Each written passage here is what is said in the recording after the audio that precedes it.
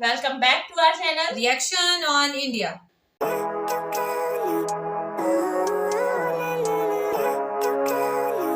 मेरा नाम है नाजिया। मेरा नाम है मिनाहिल। तो आज इस वीडियो पे हम रिएक्शन देने जा रहे हैं। उसका टाइटल है वीडियो का टाइटल है जी इंडिया बिकम लार्जेस्ट सप्लायर। उनके चैनल का नेम है हिंदी नॉलेज शो। आज हम लोग इस वीडियो पे रिएक्शन करने जा रहे हैं। लिंक और टाइटल आपको मिल जाएगा डिस्क्रिप्शन बॉक्स में। जरूर से चेकआउट कीजिएगा इनके चैनल को। और अगर आप हमारे चैनल पे नए हैं तो जल्दी से सब्सक्राइब करें और ज्यादा से ज्यादा अपने फ्रेंड्स और फैमिली के साथ शेयर करें। जल्दी से बढ़ते हैं वीडियो की जानिब और देख लेते हैं ये वीडियो। नमस्कार दोस्तों, स्वागत है आपका हिंदी नॉलेज शो में। तो दोस्तों, जो मैं आपको खबर बताने जा रहा हूं ना, उसे सुनकर आपको अपने कानों पर विश्वास नहीं होगा, इसीलिए बड़ी ध्यान से सुनिएगा। दरअसल खबर निकलकर अब से कुछ ही मिनटों पहले आई है कि भारत ने यूरोप में इतिहास का सबसे बड़ा रिकॉर्ड तोड़ दिया है और अब भारत यूरोप का सबसे बड़ा तेल सप्लायर बन चुका है। जी हाँ, मैं उसी तेल की बात कर रहा हूं जो गाड़ियों को, ट्रक को, बाइक को या तमाम वाहनों को चलाने में इस्तेमाल किया जाता है। और वो तेल भारत में मिलता भी नहीं है। भारत के अंदर बहुत ही कम मात्रा में इसे निकाला जाता है, लगभग ना के बराबर। ये ज्यादातर अरब देशों में निकलता है, जैसे कि सऊदी, यूएई, ईरान, इराक, इन देशों में ये पाया जाता है। लेकिन अब भारत ने इसी तेल को इतना बेच दिया है यूरोप में कि अरब देशों को भी पीछे हटा दिया है। लेकिन अब सवाल उठता है कि भारत किस प्रकार से यूरोपियन देशों को तेल भारी मात्रा में बेच पा रहा है और भारत कहां से तेल लाकर किस प्रोसेस के तहत यूरोप के मार्केट में इसे बेच रहा है। हर एक चीज की बहुत ही बारीक डिटेल में आपको दूंगा। साथ ही अमेरिकी मार्केट को लेकर भी एक बड़ी खबर है, वो भी दूंगा। लेकिन उससे पहले आप जरा ये फोटो देखिए। दरअसल आज सुबह से ही पूरे अमेरिका में और साथ ही यूरोप के लगभग हर एक देश में इसी प्रकार की जो इमेज है वो वायरल हो रही है, तेजी से सर्कुलेट हो पा रही है। और इन इमेज के जरिए आप साफ पता लगा सकते हैं कि मामला है क्या। दरअसल इन इमेज में ये बताया जा रहा है कि भारत पश्चिमी देशों को रूस का तेल बेच रहा है। लेकिन ये काम तो पिछले कई महीनों से हो रहा है। आज ही इस प्रकार की इमेज सामने क्यों आई? दरअसल इसका कारण ये है कि आज सुबह से ही एक रिपोर्ट आई है और इस रिपोर्ट ने पूरे पश्चिमी देशों की तमाम मीडिया में भूचाल लाकर रख दिया है। दरअसल रिपोर्ट ये है, स्क्रीन पर आप देख भी सकते हैं कि आज इंडिया यूरोप का लार्जेस्ट रिफाइंड ऑयल का सप्लायर बन चुका है। लेकिन ये रिफाइंड ऑयल या फिर रिफाइंड फ्यूल है क्या? गाड़ियों में गंदा तेल होता है, वो बहुत निकाला जाता है, ये उसे कहा जाता है कच्चा तेल या फिर क्रूड ऑयल लेते हैं, उसको रिफाइन करते हैं और फिर बेचते हैं ना। गाड़ी में या गंदा ऑयल गाड़ियों से नहीं कर सकते, उसे रिफाइन करना पड़ता है। और रिफाइन का काम होता है बड़ी बड़ी रिफाइनरी में। और रिफाइनरी एक ऐसी चीज होती है जो बहुत ही ज्यादा एक्सपेंसिव होती है। उदाहरण के लिए एक नॉर्मल सी रिफाइनरी बनाने में कम से कम 3 से लेकर 4 बिलियन डॉलर का खर्चा आ जाता है। भारतीय रुपए में बताऊं तो लगभग 25 से लेकर 30 हजार करोड़ रुपए में एक रिफाइनरी तैयार होती है। और इतनी ज्यादा एक्सपेंसिव होने की वजह से दुनिया के सभी देश इसे अफोर्ड नहीं कर पाते। कुछ चुनिंदा देशों के पास ही रिफाइनरी होती है। और ये रिफाइनरी करती क्या है? दरअसल जो कच्चा तेल होता है उसे अलग अलग लेवल पर प्रोसेस किया जाता है। फिर उस कच्चे तेल में से पेट्रोल निकलता है, डीजल निकलता है, केरोसिन निकलता है, टार निकलता है, वैक्स निकलता है। इसी प्रकार के अलग अलग ढेर सारे प्रोडक्ट निकाले जाते हैं और उनका इस्तेमाल अलग अलग तरीके से किया जाता है। अब क्योंकि रिफाइनरी बहुत ज्यादा महंगी होती है, दुनिया के सभी देश इसे अफोर्ड नहीं कर सकते।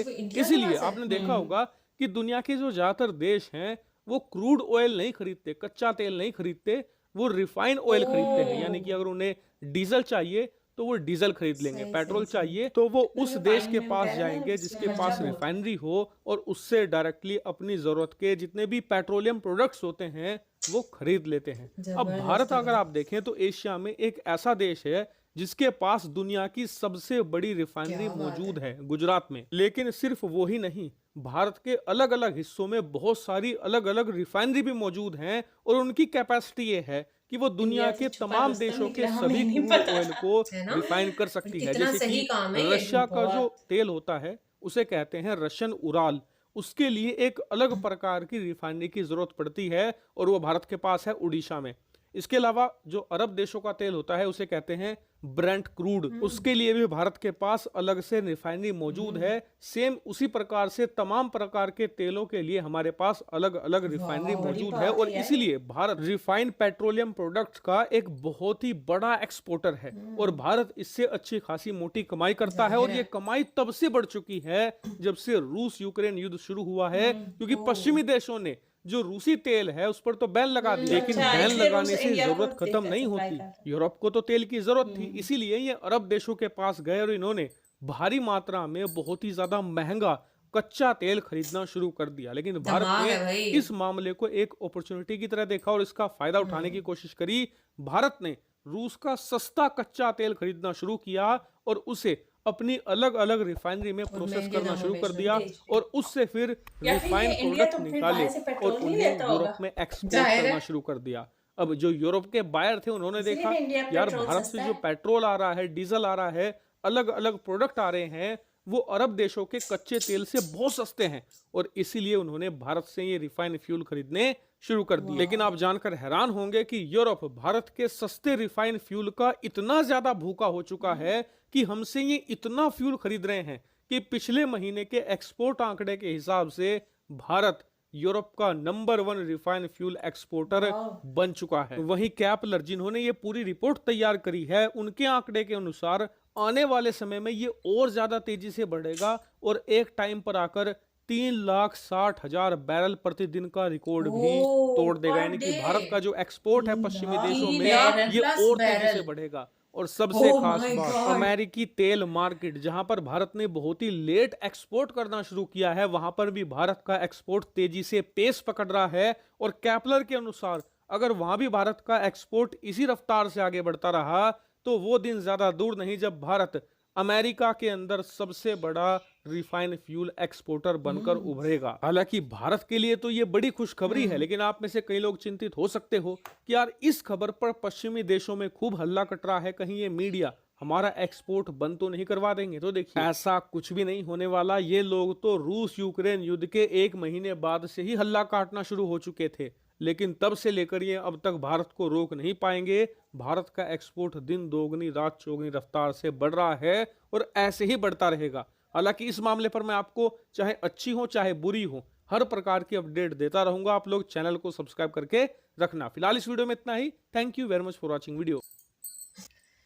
वीडियो हम लोगों ने वॉच की और इस चीज का तो भाई हमें भी नहीं पता था और ना ही किसी ने इस चीज को पॉइंट आउट किया है कि मतलब इंडिया इतना मतलब छुपा रुस्तम निकलेगा कि, और कैसी उन्होंने दिमाग और कैसी प्लानिंग उन्होंने लगाई है कि मतलब रशिया से अब कोई और तो नहीं लेगा। रशिया यूक्रेन की ये जो वॉर हुई है उसके बाद या उनके जो लोग उसके बाद चीजों से फायदा उठाते हैं। देखिए जैसे रशिया और यूक्रेन की वॉर हुई है, ऐसे लोगों का और दूसरी कंट्रीज का दिमाग कहीं कहीं जाता होगा, हम ये कर ले वो कर ले, लेकिन भारत ने उस चीज को उठाया जिससे इनको फायदा होगा।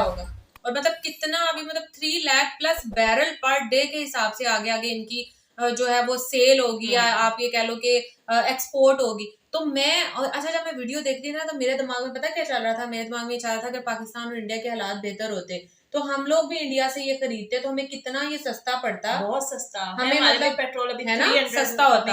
हमारे यहाँ तो पेट्रोल बहुत महंगा है। वो इसी वजह से है ना कि हम लोग उसको इम्पोर्ट करते हैं किसी और कंट्री से।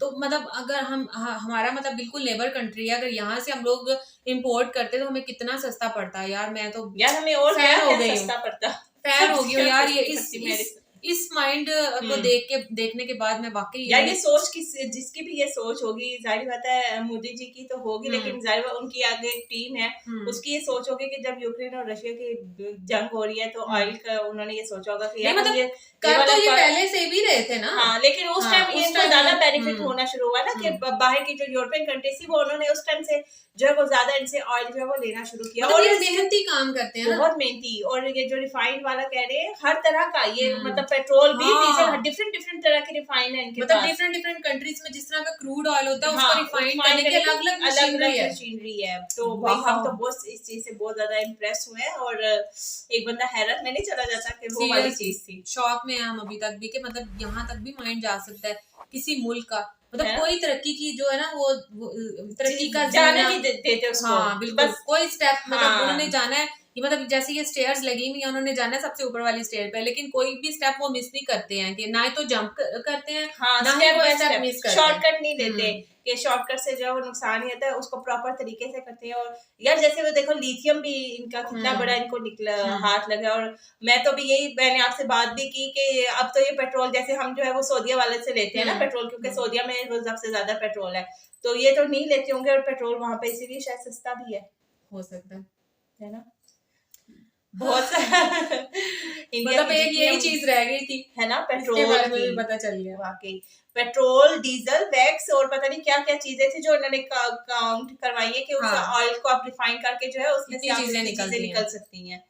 तो बहुत बड़ी कामयाबी है भाई इंडिया वालों की, और नजर भी आती है ना। तो देखो एक्सपोर्ट में वो कहते थे कि नंबर 1 पे चला गया इसमें पेट्रोल। और जाहिर सी बात है दूसरे कंट्री वो ये सोचते होंगे कि यार यहाँ से तो ना तो कोई पेट्रोल निकल रहा है, हम भी ये सोचा ना कि इंडिया में तो पेट्रोल नहीं है। हम भी बहुत एक्साइटेड थे कि यार जल्दी बताओ, लेकिन उनकी प्लानिंग देखो। और रशिया से वैसे भी इनकी वो है ना दोस्ताना ताल्लुकात है, तो वो मतलब इनको क्या पता ज्यादा और किसी मुल्क में ना वो करता हो, इनको ज्यादा जो है वो एक्सपोर्ट कर देता हो अपना जो क्रूड ऑयल है।